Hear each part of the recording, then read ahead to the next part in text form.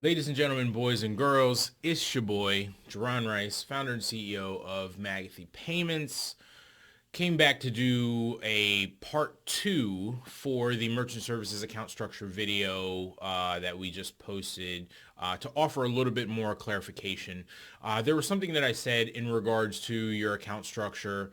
If you have a Moto account, mail order, telephone order, and you punch in the address for the AVS system, which is the address verification system, and that information is wrong, you are not penalized by the card brands with a downgrade in interchange cost. That is true.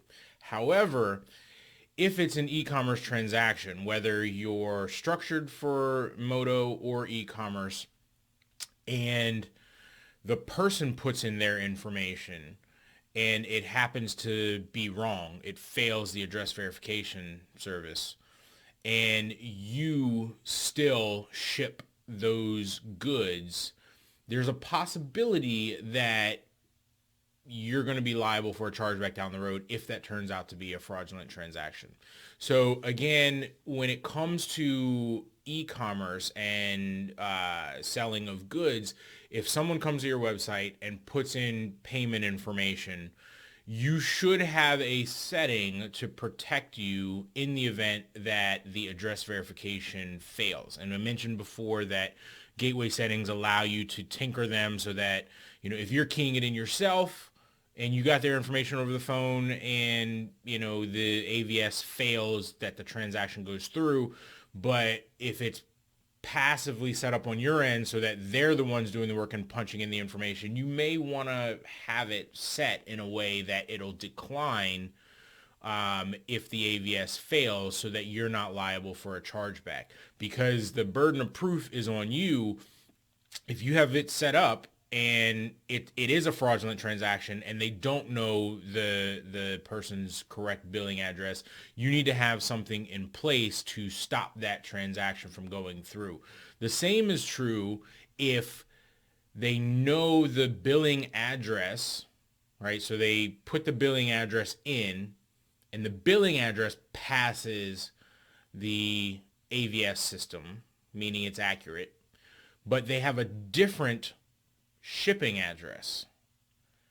So that gets a little wonky, because we've had clients that have had that happen to them, where someone will put in the billing address, which is correct to the cardholder. They'll put in the shipping address, which is different.